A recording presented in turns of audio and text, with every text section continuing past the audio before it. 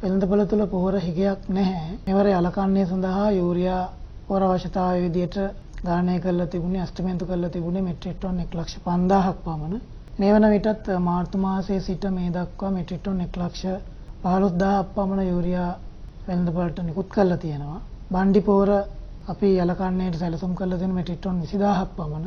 ඒතර මේ වෙනකොට මෙට්‍රික් ටන් 7,000ක් පමණ වෙළඳපොළ නිකුත් කරලා තිබෙනවා.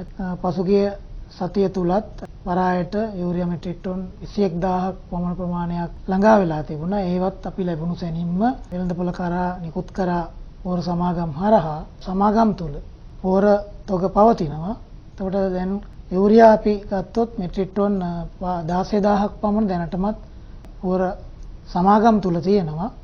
ඒ වගේම MOP බැලුවොත් ඒත් මෙට්‍රික් ටන් 27,000ක් පමණ ගබඩාවල තියෙනවා. ගෝජන් සේවා මධ්‍යස්ථානවල යම් පොහොර අඩුවක් තිබුණා. නමුත් අපි පොහොර සමාගම් වලට කතා කරලා දිස්ත්‍රික් අධ්‍යක්ෂකවරුන් සම්බන්ධ කරලා දීලා ගෝජන් සේවා මධ්‍යස්ථාන වලටත් ඉල්ලීම් අනුව අවශ්‍ය පොහොර වර්ග නිකුත් කිරීම සඳහා පොහොර සමාගම් යොමු කරා. ඒතර මේ වෙන විට පොහොරවල එහෙම හිඟතාවයක් නැහැ. යම් තැනකට පොහොර අවශ්‍ය නම් අපේ දිස්ත්‍රික් අධ්‍යක්ෂකවරු ඉන්නවා යම දිස්ත්‍රික්කයකම. ඒතර ගෝජන් සේවා මධ්‍යස්ථාන නිලධාරීන් ඉන්නවා.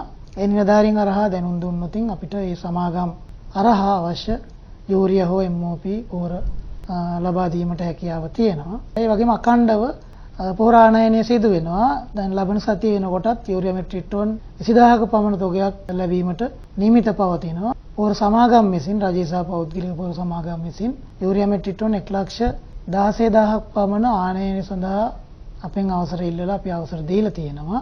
ඒ වගේම TSP සහ MOP ආනයනය සඳහා අපි අවසර දීලා තියෙනවා. TSP මෙට්‍රික් ටන් 17,000ක් පමණ ආනයනය සඳහා අවසර ඉල්ලලා තියෙනවා.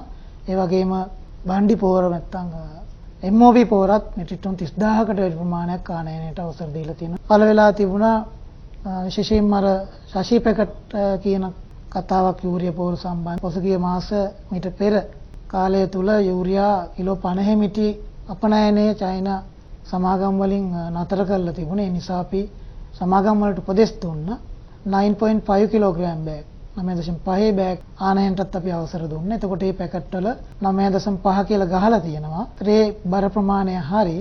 ඒ වගේම එතකොට ඒ පොහොරවල ප්‍රමිතිය සම්බන්ධයෙන් කියලා තිබුණා ප්‍රමිතිය බාලය කියලා. ඇත්තටම මේ පොහොර සියල්ලම අපි ආනයනය කරන්නේ ජාත්‍යන්තර පිළිගත් රසායනාගාර වාර්තා ලබාගෙන සහ ආනයනය කරාට පස්සේ දේශීය පිළිගත්තු රසායනාගාර වලින් අපි තත්ත්ව පරීක්ෂණයට යොමු කළා.